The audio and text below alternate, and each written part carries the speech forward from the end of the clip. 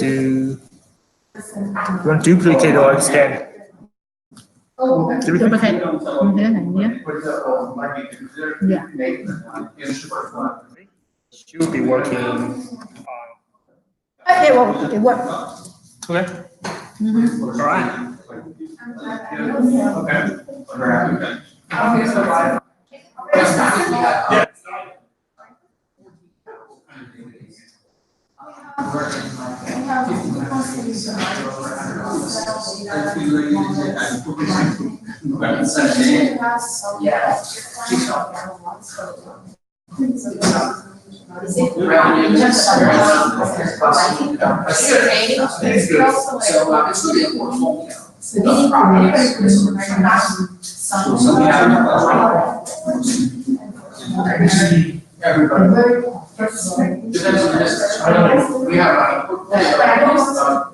Well, I'll put it this way.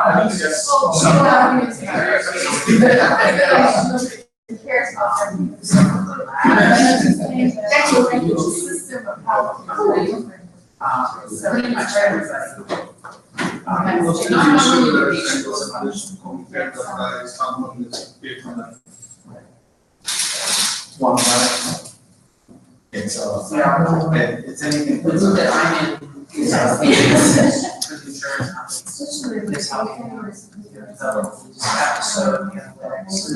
they can truly know the costs.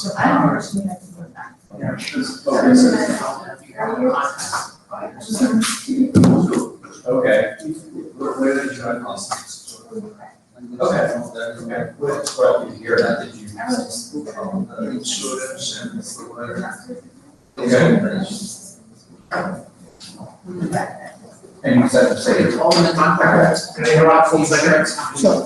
Fantastic. Well, you're enjoying that. You know, they will pay a certain amounts for every service. And that's the traditional fee-for-service model where they pay per service. But if providers are going to use episode-based value contracts. How can we like mirror this, like disable, you know, these smaller screens, you know? Disable my screen for him. Yeah, like just showing, you know, the screen. Just showing screen, but then here, yeah. Would it be? I don't know. No. You can try.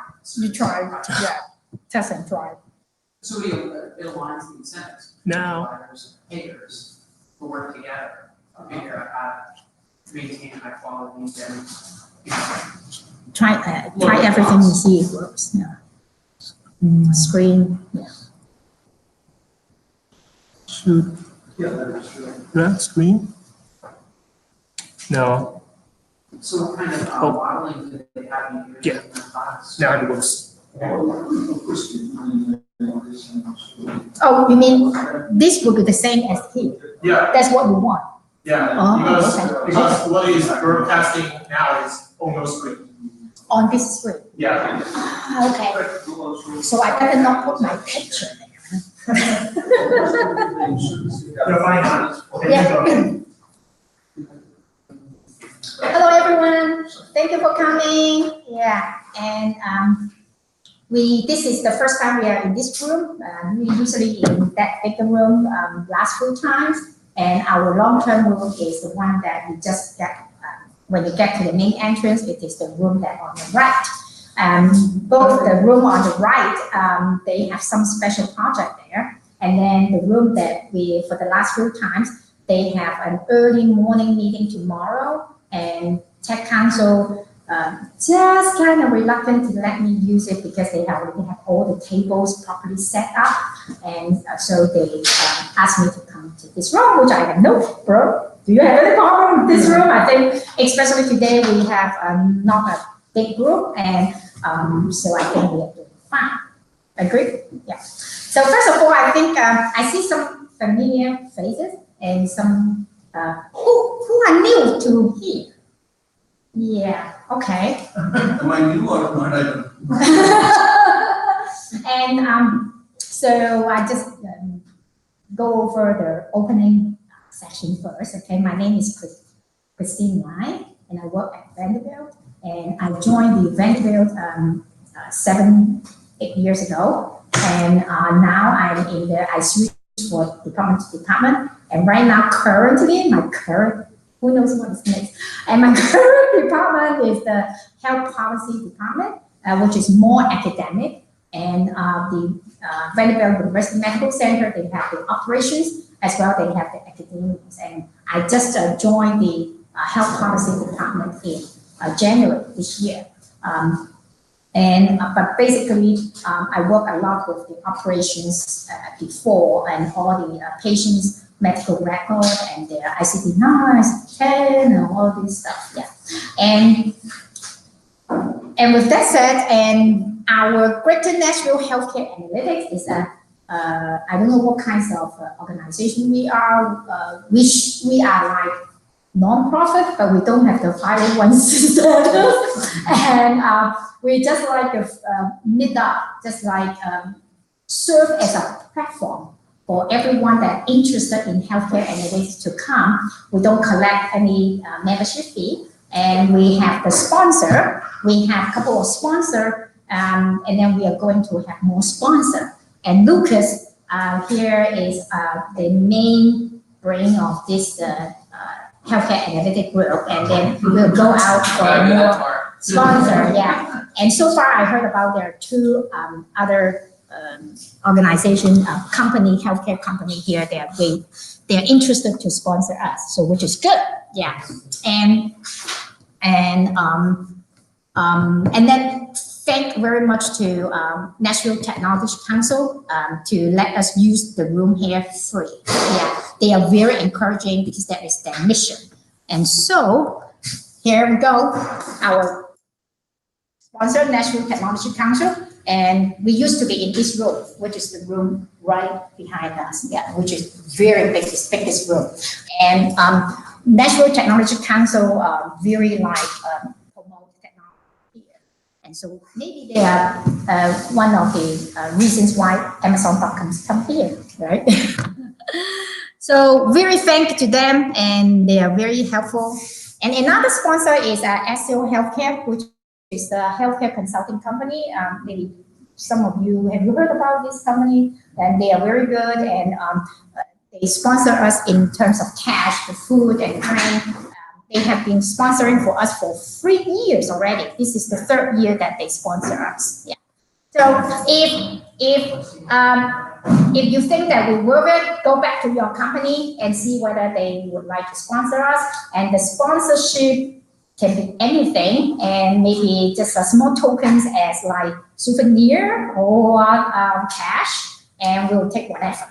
We don't take, yeah. And today, so we would like it will be a short in the sense that we'll get out of here by 7. Of course, if you stay behind and have chat among yourselves, social networking is fine.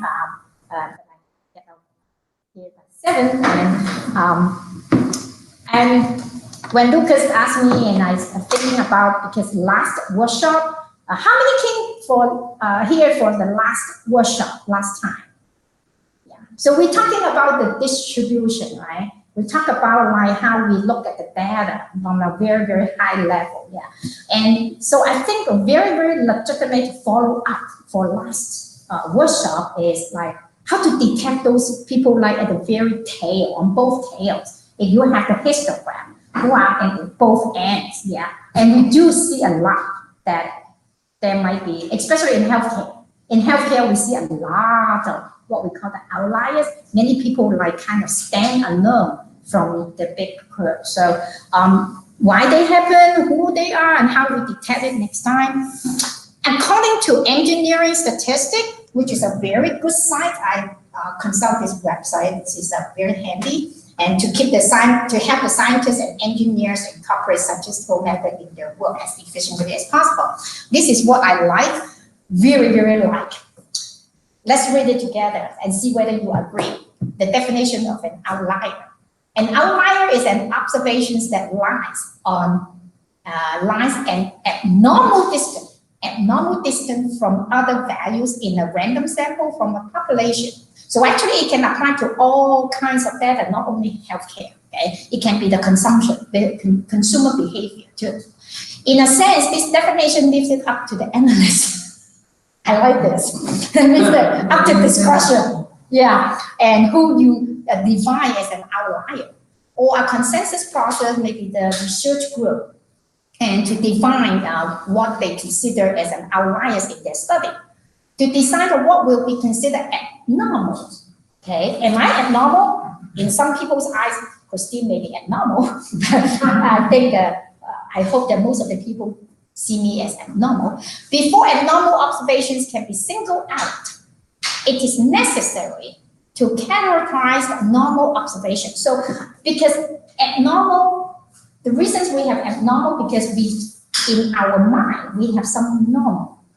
So you first have to define what is normal before you can say that this is abnormal, right? Because everything is relative, right? If you don't have normal, you don't have abnormal. So this is very, I like this couple of points. Number one is like, it is different. It may not be abnormal distant, because abnormal is very, very vague, okay? To me, I take the takeaway from this definition is three things. Number one, it is like some kinds of a different distance, okay, from the rest of the group. Number two is up to the analyst, okay? So sometimes it is discretion, okay? To you, it is abnormal. To me, it is normal, okay? And so the third one is like you have to be relative to normal. Okay, so that will be considered abnormal. Otherwise, it makes no sense to tell people that this is, if you don't have the definition of abnormal, you say that this is abnormal, which is like what? Relative to what? Yeah. So I really like this, so that's why I put it into the very, very first slide of the workshop today on the subject. Yeah. So if you like, you can go into this website and to find the rest. For example, like they even tell you how to detect. There are several tactics to detect outliers. Of course, it says the definition and the detection of outliers. You might want to bookmark this website, so you, in case you have to think about how to detect outlier in your particular project. And again, you might define abnormality in one project. A person is abnormal in this project. Maybe the same patient is not abnormal in another project, right? So it is, to me, is very, very relative, yeah.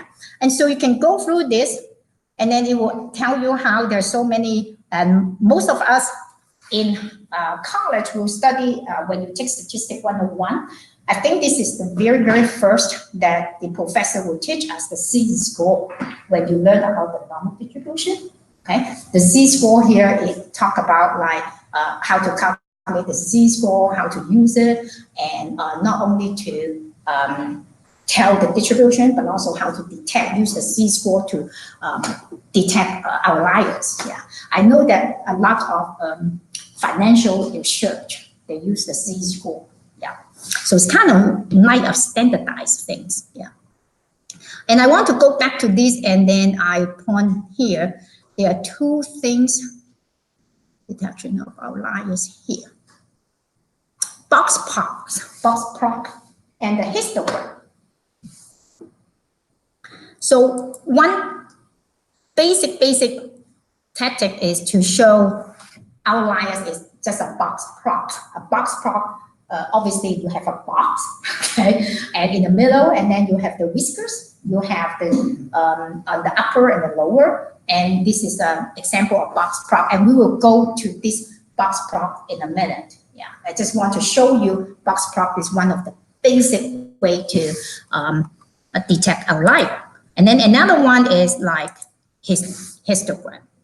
Okay, histogram, probably most of you like have done it like 1,000 times already with your data. And this is the histogram. We will also go through this today. And so these two visualization on data to show outliers are very, very basic and very, very commonly used.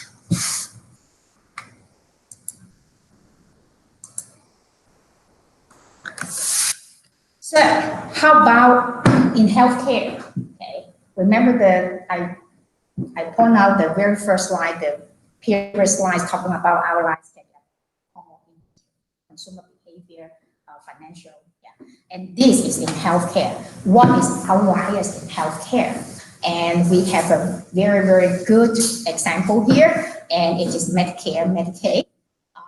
They define outliers in payment. We know that in hospital payment, CMS pay hospital, outliers payment. There are an outliers payment element in the payment from CMS to hospital. So this is like their definition. The actual determination of whether a case qualifies for outlier payments takes into account what? Operating and capital cost and DRG payments. That is, the combined operating and capital cost of a case must exceed the fixed loss outlier threshold to qualify for an outlier payment. Okay. This is just a description at very, very high level. If you want to know how CMS calculate outliers payment, they have the website and specifically explaining why, number one, what is the background, why they have to calculate this outliers payment and extra dollars to hospital. Then it based on what? Cost to charge ratio. Yeah. And so this is a good reference if you want to understand more about how the government pay hospitals. And there's even outliers example too here. At your leisure, you can go there and download the files and then play with the data. Christine, Yes. do you actually use these examples like in your data or just like for teach purpose to us? Like, This is actual. yeah, I know. But like, do you also use similar strategies in your like healthcare data? In mine? Yeah. Oh, in Vanderbilt, we don't have to, because CMS already calculated it. Okay. They don't have to calculate. So they already tell you that, okay, we pay you this, and then there are different elements in the payment. Okay, first of all, the DRG payment, and then it will have a circle, not only the outliers payment. Outliers payment is only one of many. There's also medical center payment because we got a little bit more money than St. Thomas because we are medical care center. Yeah, and also if your hospital located in an inner city, like here in Nashville, you get a little bit more because your uninsured proportion is more. So you got a little bit more in different parts, different elements, and then you got the DRG as the base, but then you got a little bit here and there because of different reasons for the so-called adjustment. Yeah. So and then outlier is one of the adjustments that you can, because if your patient profile, if you got a lot of very severe patients, then the consumption can be very, very significant. Yeah, it costs a lot too, and to treat a patient of high severity. Yeah, and so they would adjust this and give you extra money. Yeah, so that you have an incentive to provide medical care and service to this group of population, the more sick, the sicker population. Yeah, otherwise nobody cares because why? Because you don't get paid off. So this is the one of the incentive for providers to, yeah. And I wish I could have more time to go through this outliers example, but I don't think so. Maybe next time. So this is in healthcare, okay? And why we care? Why do we care outliers? Anyone heard about this book, The Black Swan? Lucas knows, right? It is a good book. Yeah, it's very, very like touch the nerve of like what is our lives, what is their significance, why we care, right? Why we care. The Black Swan. Yeah, and the outlier, the Black Swan is because why are they important in healthcare? This is not particularly on healthcare. This is talking about the financial. Actually, this is talking about the financial crisis. Yeah, the whole collapse. Why? Yeah, because there's something that you you don't think that it happened.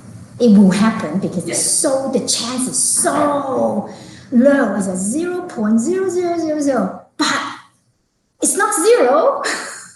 Even though it is very low, it does have a chance to happen. And it turns out that it did happen.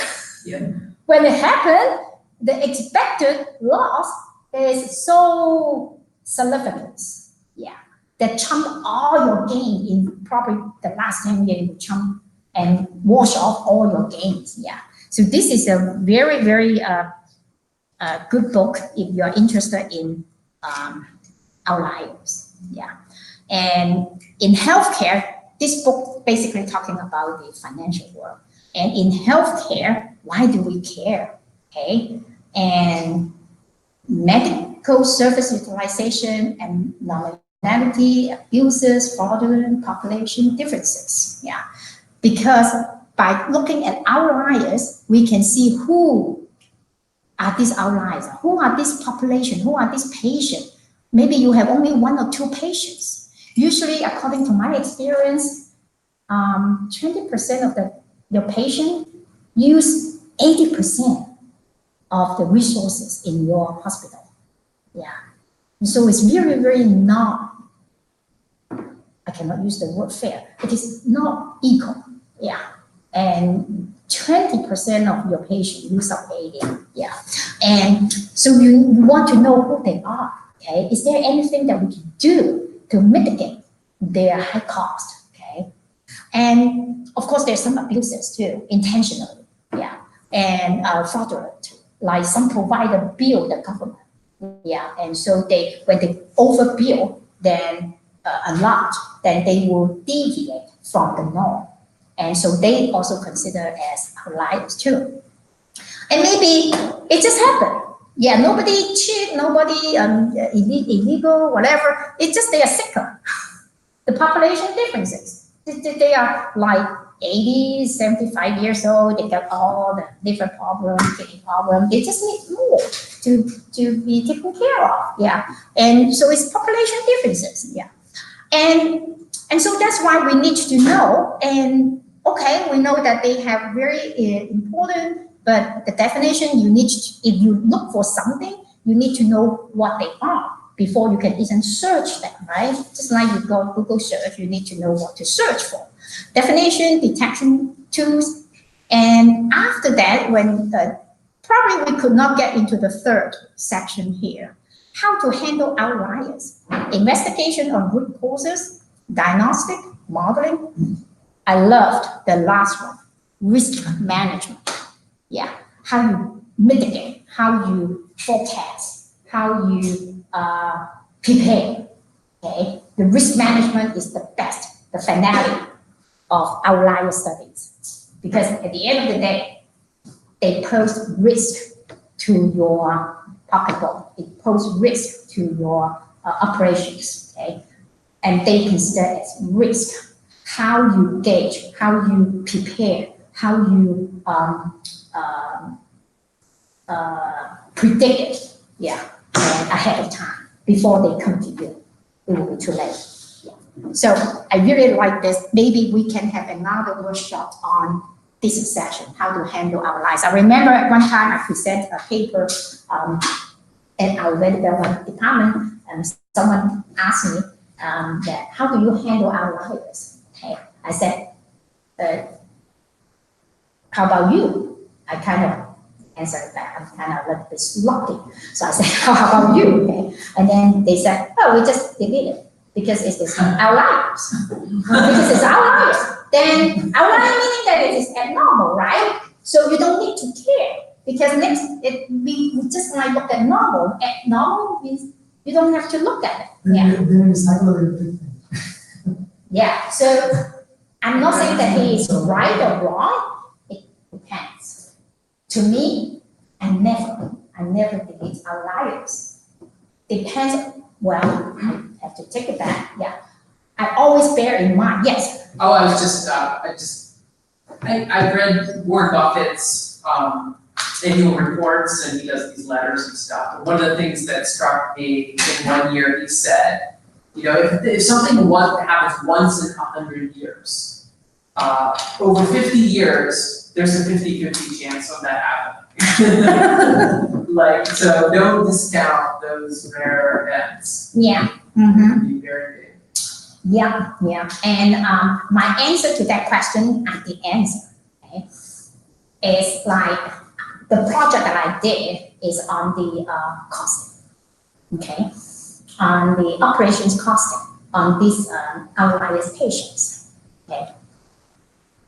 Could I just pretend that I didn't see it and give my clients a forecast on a normal population? And do we expect these outliers to happen again next year? Because my clients asked me to generate like a forecast number, an average cost, okay, an average cost year to year, like 4 or 5 years down the road. Do you think I can eliminate these outliers to do the calculation? Outliers happen every year in Vanderbilt. in hospital too. I don't think even in Vanderbilt, I mean anywhere too. I mean, outliers happen. And also depends on your time frame when you hold a warrant profit, right? Okay. And in healthcare, it's so unique. From what I know, when I look at each calendar year, financial year data, every time I have outliers. They cannot be get rid of. You seldom have a case that everyone is pretty good. There's no outliers. You always have outliers, right? Why? Because outliers are relative. Back to the square one, right? And there are some outliers that I remember one time we have one patient in the long-term hospital, and then it just trumped the loss of this patient. The service that he or she get from this long-term hospital chop off all the gain, all the savings of the rest of the group. We have 1,000, 2,000 patients, yeah. Just one case, yeah. And so I was so tempted to delete that for the next year forecast. Guess what? The next year we saw him get, of course, another patient again. Yeah. So when you do some forecasting, okay, because one of my areas is forecasting. When I do my forecasting, you cannot get rid of those. Depends on the nature of your study, okay? And if you think that these kinds of course, not the same patient, yeah, it's another patient. You have this kind of patient coming back again, maybe 2, maybe 1, but they come back, yeah. So when you do your forecasting number, you need to take care of that. You need to incorporate these kinds of outliers. Yeah. So that's why it's. So what are some approaches, like what's an example of how you handle incorporating that into a forecast, a rare event that you don't have a lot of information about? You try to get some information about it. Yeah. So that's why we usually like ask for longer, like in terms of time series, you look for longer and more data to see, to verify, or to understand why these patients come back, why these kinds of coming back. It's not the same patient, why these kinds of, yeah. Number 1, number 2 is like for the CMS, they use the Vincerise. They use the Vincerise methodology. You heard about it? Vincerise? Yeah, Vincerise. Yeah, it's very standard for them to handle outliers. Yeah.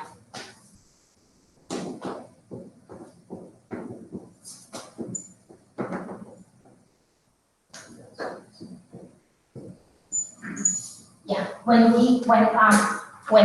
CMS, they cannot ignore it. I bet because they know these people coming back, these outliers will come back in different, within a year. You always have these kinds of patients coming back. And so what they do is the Vincerise. The Vincerise, the extreme is they take a portion of the extreme value. Yeah. For example, the extreme value may be like a 500K, okay?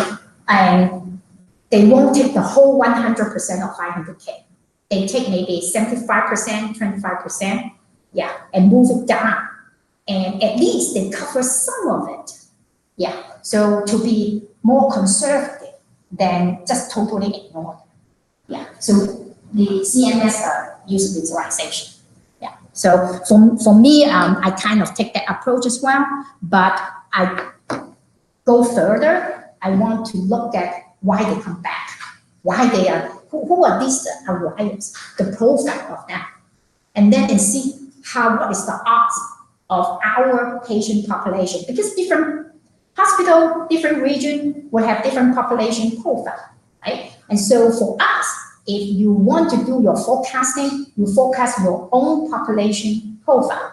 In our population profile is the Middle Tennessee.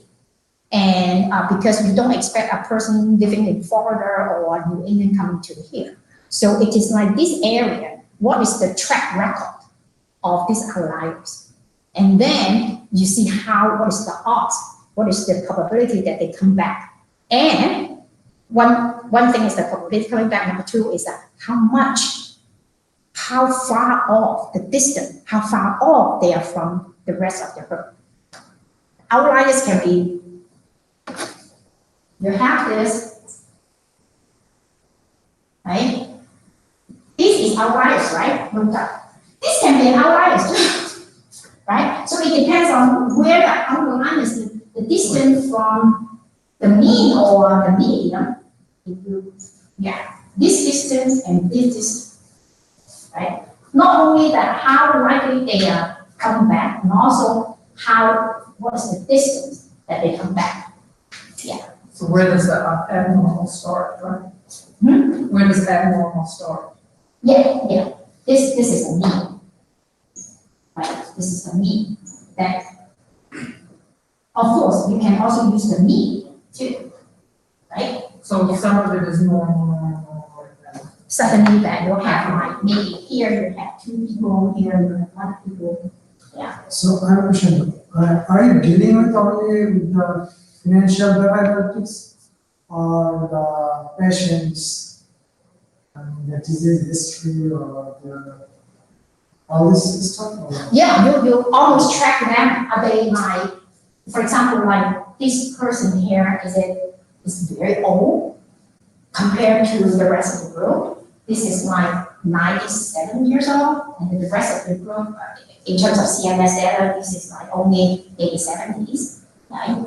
And also like this person is like, no, the age is more or less the same, but this person has a lot of comorbidity.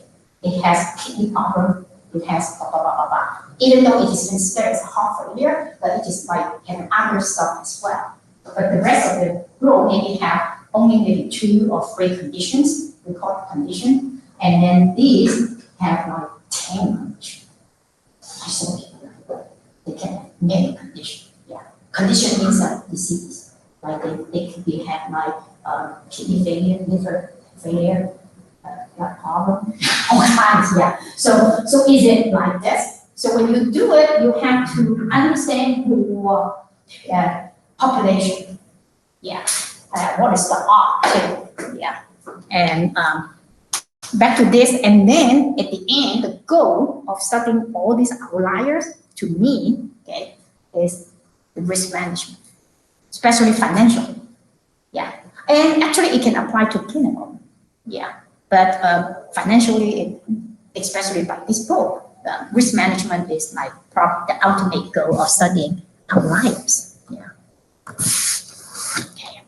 And remember when we went to that statistic engineering website, they quoted that 2 basic visualization is the histogram that help us to look at, for example, here, these are the outliers. This is the visualization. And also very basic, easy to do, lots of the package, lots of the software that come with it. Even Excel will help you to plot a histogram. And then a box plot, right? The box plots that right away, you have the box, you have the mean and the median here, and you have like the interquarter range, Q1, Q3, and then you have all this. Look at this, who is this? Well, who is this lady? Well, who is she? Yeah. And 1, 2, 3, 4, right? This is cholesterol. Distribution of cholesterol, again, back to, may not be in financial world too. It can be applied to all kinds of like industry. Consumer behavior, who is this big spender? And I used to work in financial industry, and I usually present who is our most valuable customers. Yeah, and then we will serve him with cookies when he comes to the bank. It was a good I'm not thing. kidding. I'm not kidding. Yeah, and so we would like kind of try to predict. Yeah, when you come in, are you here or are you here? Yeah, if you are big customers, then we would have an account executive talk to you, and you have your, yeah. But if you are like in the middle of the pack, then, oh, that is the line, yeah. The waiting time is about like 15 minutes, yeah. Help yourself. So actually it applied to financial world too. That's what I did before. Yeah, that's what I did before. And in that website, the statistic engineering, and it also talk about the normal curve. The normal, yeah. So you can see that these are not normal here, and these are not normal. This is corresponding to here, yeah. And then this is the big. So you almost like flip this, the visualization, you flip this, look at it. This is the normal curve, and these are outliers, yeah. Of course, visualization is just for kids, right? And we need to do some actual calculation. And this is the box plot by different age group, yeah. And you can see that this is pretty nice picture. You compare female and male, and you compare of different age and the cholesterol level by age range. You can see that these are all outliers. And then when you grow older, then your mean is going up. And for the female and male, and it's more or less the same when you want to compare the groups. Yeah. So this is the visualization. And most of the statistical package, or not even statistical package, most of the software package allow you to do that. Yeah. And this is another visualization. And then these are my female by color. You see the female here is the predicted value of cholesterol, and this is the residuals. When you do modeling, we are not getting in depth in here, but this is another kind of visualization. Tell you like what are the outliers here. See here, there's a group here. This is a group here. It looks like the female has lots of like outliers. Yeah. So this is the visualization. And what I like, I'm not a visual person. I like numbers. For me, yeah. And I would like to calculate. I like calculation. I want a number. You tell me, okay? Because I can compare number, but very difficult to compare two graphs. Yeah. And here, and a very basic to find the outlier is by use of this called interquartiles range. It's the third quarter minus the first quarter. And so this is the box plot. Once you have the box plot, you have your Q1, Q2, Q3, and then the interquartile range is Q3 minus Q1. So here, this is your outliers, okay? This is the lower limit and the upper limit. Anyone outside the interquartile range could be, okay? Again, it is subject to analyst, okay? Whether he likes it or not like it, but a rule of thumb is like 1.5 interquartile range, yeah. But it doesn't have to be 1.5. You make the call, okay? Depending on what research or what project you're working on, what kinds of data you have. But by and large, 1.5 interquartile range is the rule of the thumb to calculate the bound, the upper bound and the lower bound. Anyone outside that bound are considered as outliers. Yeah. This is pretty standard, and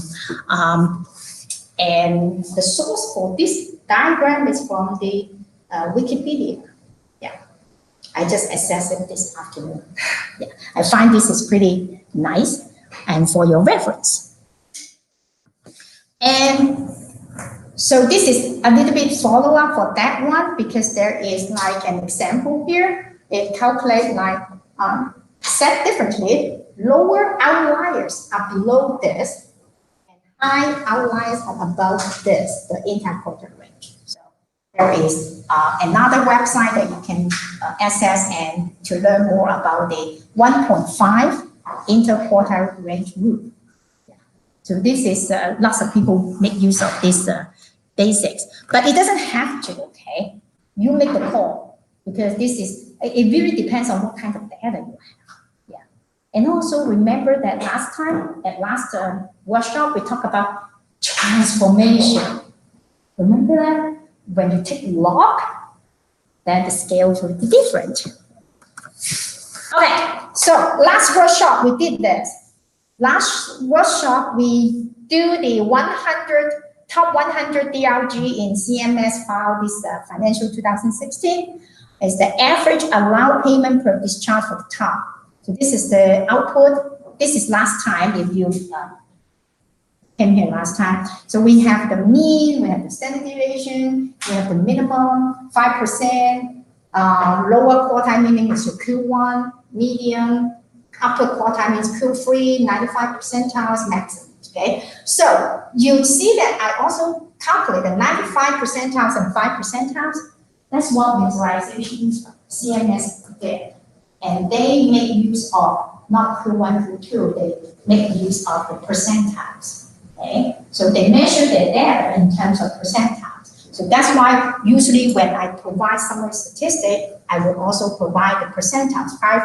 95 means the up to 5%, and then the 5% below, and then 5% upper. And you can see the number. Now this is what we did last time, if you still have it. And again, last time we said, hey, when we log transform the data, yeah, you look a lot nicer. See, once you log transform, before it you have 1, 2, 3, 4, 5, 6, right? After you transform it, you only have 3. Isn't it magic?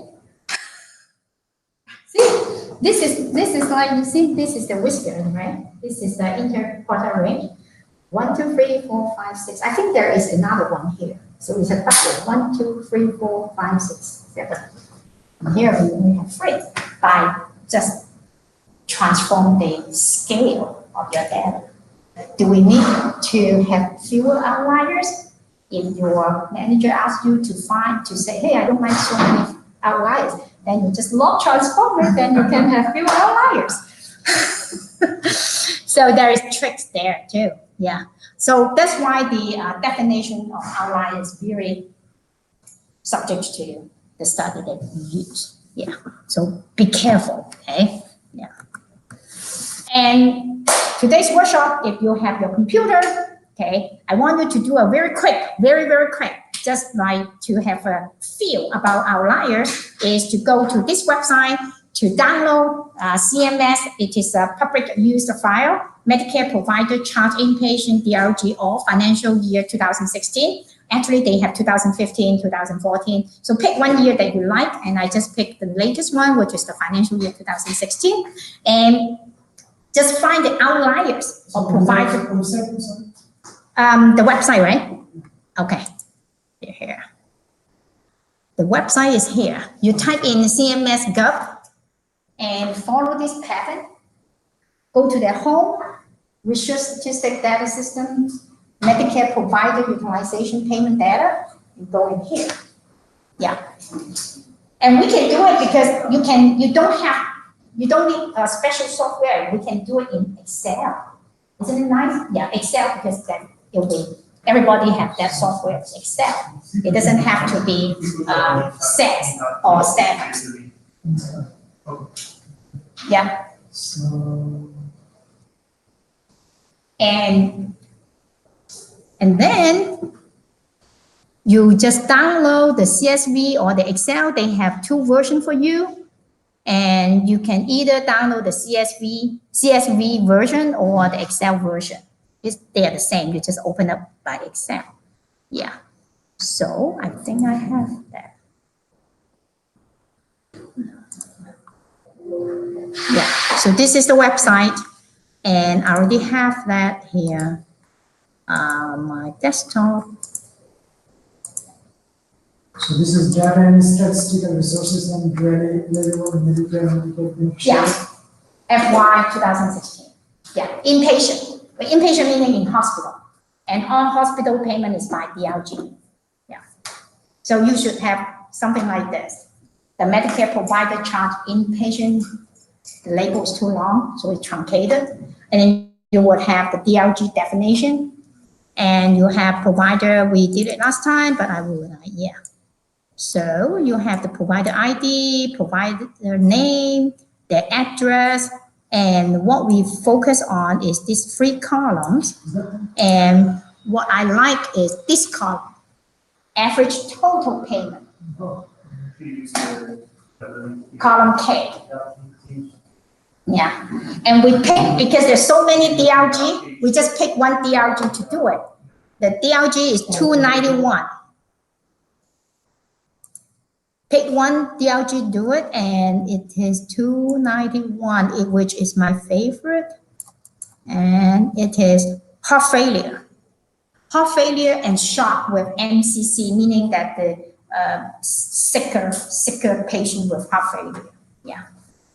MCC is major comorbidity with complication. Yeah, MCC. So these are the heart failure, the sicker heart failure patients. Yeah.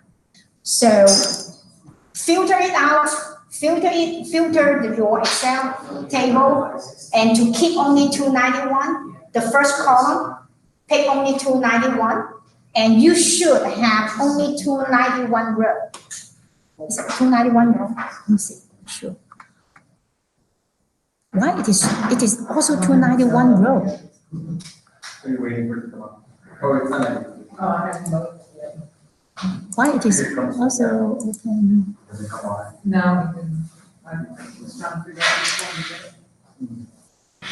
Is it true? Can you get the 291 row if you select only NSDRG 291? What do you think of? The two coincidence. Oh. Sorry, If you filter it out, the first column, which one? 291? is it? No, the, what, DJ, one, the RG definition. Okay. Okay, let me filter it now and see if I got. Okay, so how many rows we come back if we just pick 291? Right?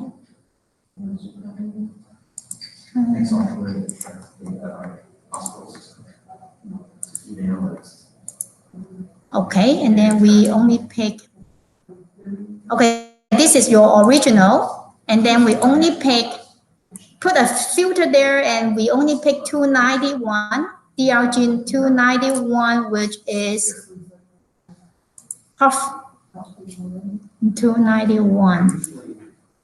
Heart failure, okay. Oh, you should have 2,643 rows, right? Right, 2643. 2643 row. I don't know why we get this. 2643. 43, yeah. Yeah, right? You should have 2643 row. Yeah, I don't know why. I probably made a computer paste there. And it is unique in provider ID, meaning that each provider ID got one row. So we want to find out who is the outlier, which provider is an outlier in providing heart failure services to this group of patients. So who is or who are the outliers? We may have more than one outlier, right? So that's the exercise today. Okay. So you go to your Excel. Okay. What I did is just filter. You filter out your 291 in your Excel, and you go to your average total payment, which is the average allowed payment by CMS. Okay, and you can see there's a difference between the last column because this is paid by here, payment, but the difference is patient's responsibility, like copay, deductible, etc. Yeah, but we would like this is the actual cost. Okay. So from there, you just calculate the mean by Excel's function, right? So what I did is like make some room for it and write a calculation here equal to average in Excel. If you want to find a mean, you use the function average of the row here all the way to the end of the table. I think it's and then standard deviation, and in Excel, the function as an STDGV. And in Excel, the first quarter is quarter, the function quarter. You type quarter, Q-U-A-R-T-I-E, and then the quarter of your row, your column, and then 1, meaning that the first quarter. The third quarter, the same function, but you put in 3, yeah, as the second argument. The inter-quarter range is the difference between these two. And the lower outliers, upper outliers is make use of this formula. Q1 minus 1.5 times the IQR. And then see if you can get the number as what I have here. Yeah. And the Excel here that I have. For some reason, the CSV file is not showing the average. Here is not. So if you expand it. Oh, this one here. Sorry. Yeah. Yeah. So you can see the, let me show the Excel worksheet here.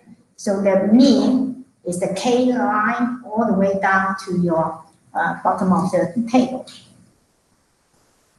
And then the standard deviation, the Excel function is STDEV, is the standard deviation. And here we did not make use of the standard deviation. But I usually look at it too, yeah. Because even you have the same mean, but different standard deviation will give you very good information about what your population looks like. And then the first quarter, the function in Excel is quartile. Then the first argument is your list of number, and then one here is the first quarter. Yeah. By the same token, if you to find the third quartile, again the same thing, but you just like specify the number 3 here to find the third quarter. Then the inter-quarter range is that's the difference between Q3 and Q1. And lower outlier, meaning that the lower bound. Anyone lower than that will be considered as outliers. So that is the bound. The bound for the lower outlier is K3, meaning it's your first quarter minus 1.5 the interquartile. Similarly, for the upper outliers, meaning that whoever exceeding that upper bound will be considered as outliers on your right-hand side. We call it upper outlier. And this is the bound, this is the upper bound. If I have a number, just like the first one, the average payment is $53,000, then this is obviously it is an outlier.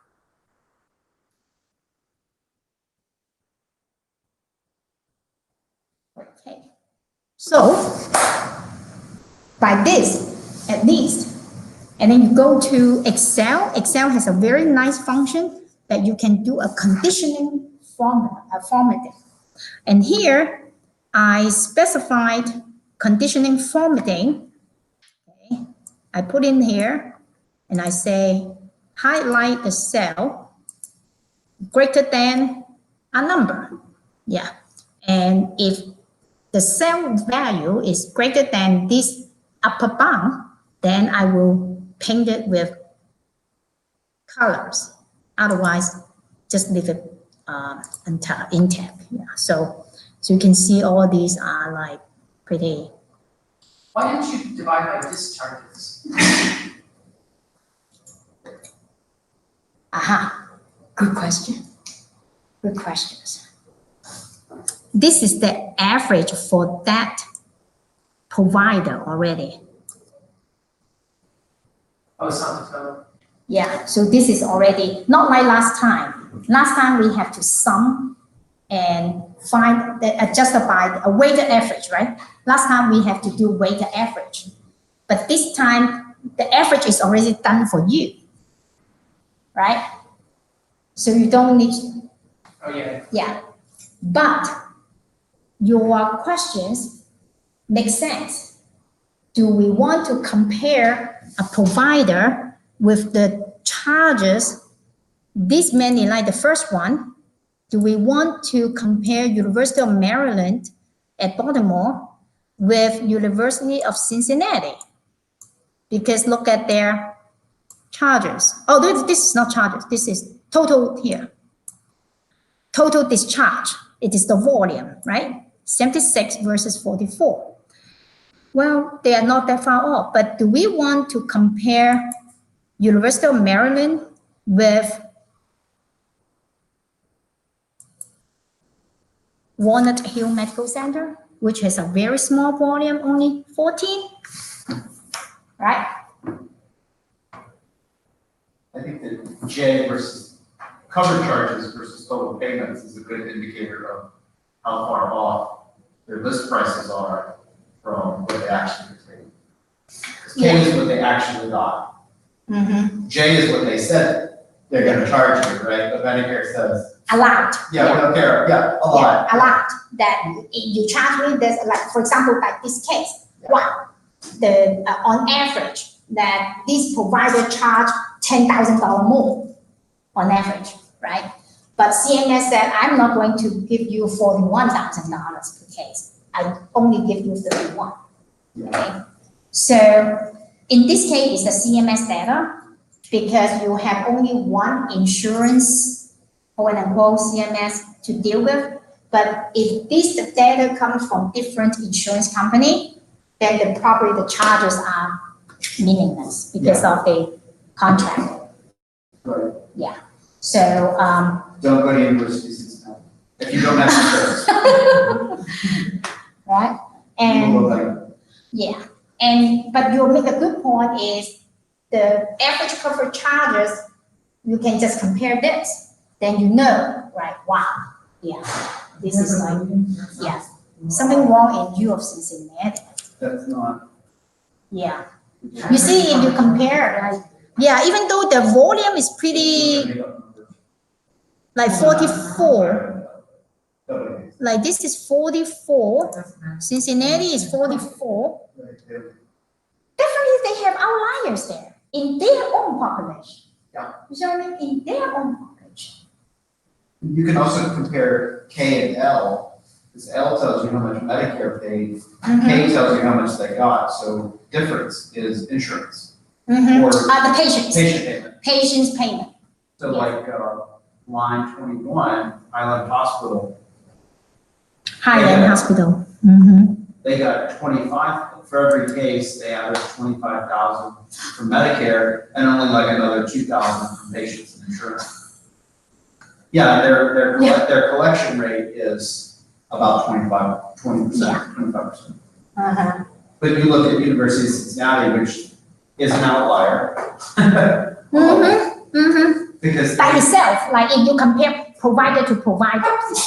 And Cincinnati definitely is an outliers, right? Why you charge CMS that? Because this is the CMS Medicare population, right? So why you submit like on average, why you submit a bill to CMS that many with your volumes are around 44, but we do have like 36. I bet down there we got to have like 44.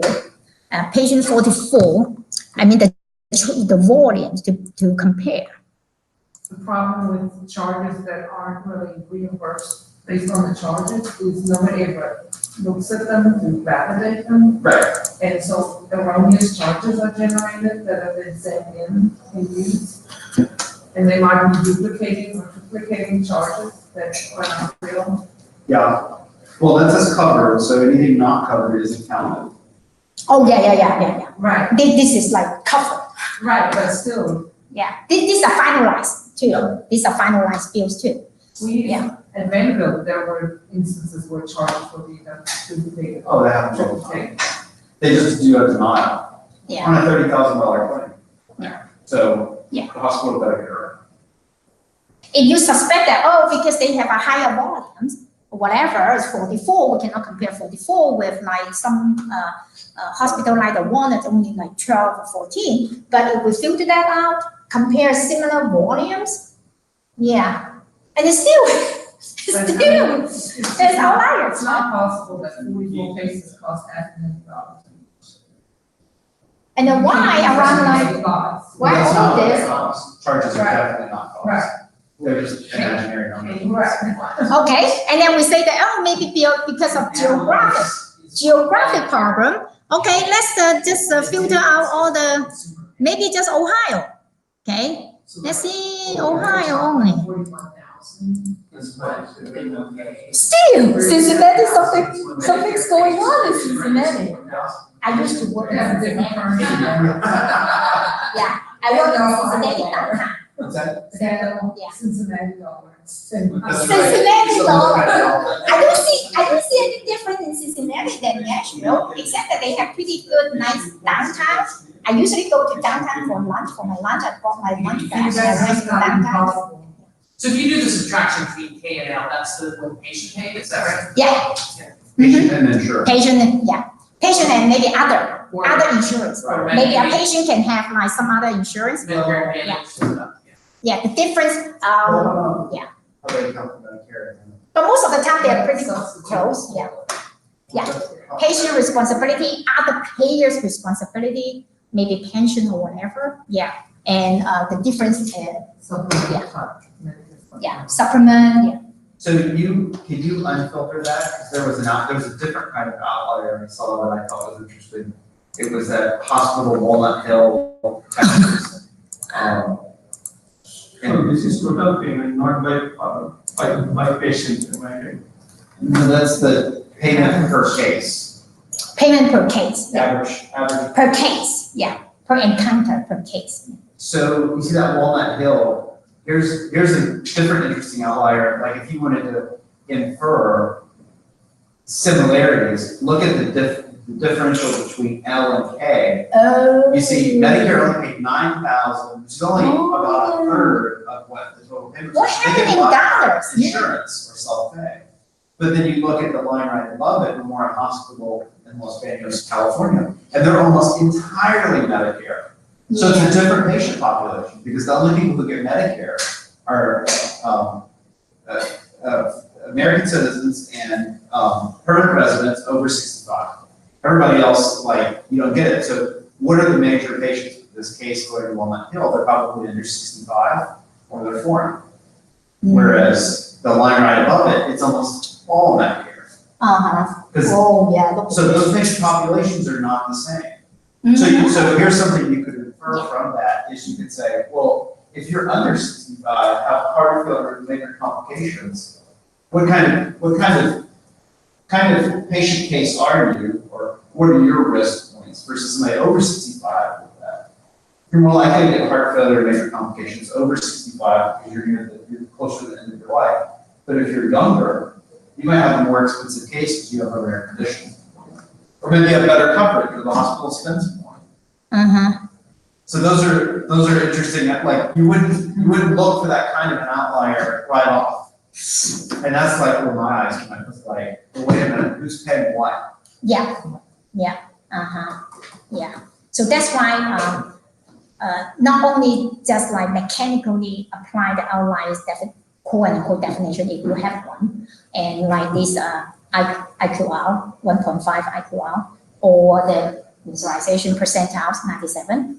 You don't mechanical, I mean, to be very due diligence, you don't just mechanically, oh, this is all like this. No, you have to delve into look at different perspective, like Jason said, like look at the difference here too. Not only like by itself here, Right. but also across different metric as well. And then it tells a story to us that this is like, you can see that others is very close, right? 27, 25, 26, 23, yeah. And suddenly this is like, whoa, what's going on?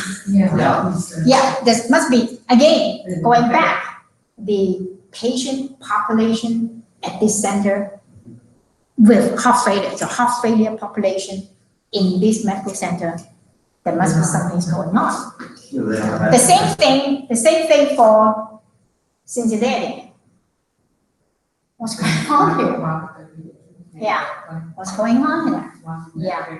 So this makes healthcare analytics interesting because it just open up a whole arena for your imagination on your analytic skill. Like we don't imagine things. This is solid. This is true. This is happened. This happened. Okay, this is not make believe. Yeah, and so it's open up all your challenge and CSI, okay? The investigative power to see what's going on here. Yeah. So you can see like Jason got a very sharp eyes right away. He can identify that something wrong with this center because not like you can see all the others are more or less, right? But then suddenly like many patient here, the 14 patient here is probably not on. How many are there? 14. Oh, you mean down? Total cases Total. across the US. Oh, total cases? No, how many are there? 10,000. Oh, you see here? Okay, maybe we can do it. Number filter. Less than 10,000. Well, there are some. There's a 1907, 1,907 cases. Yeah. Then this is like. But they don't have that base. Yeah, but you know that? Oh, yeah, that's right too. Yeah, I was That's looking right. more at the spread. Yeah. I even wonder.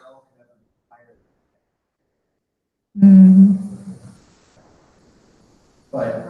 Yeah. So of course you can say, well, okay, I want this minus this, right?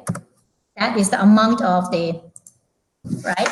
And then we can do it and filter this out and see the biggest difference. Yeah. Let's keep us busy. Not only to play with this table, we also create our own columns, right, to play with and stay up late. Yeah. Right? Probably Jason had that kind of prepare to sleep. Well, let's look at this. Oh, suddenly you find something to play, yeah, and then you stay up, and then it's already midnight, yeah. So I can't make sense of any of this important. Yeah. Okay. So hopefully you get the numbers that I got. I mean, in terms of the outlier bounds, the upper and the lower bounds. And this is the first step, not the end.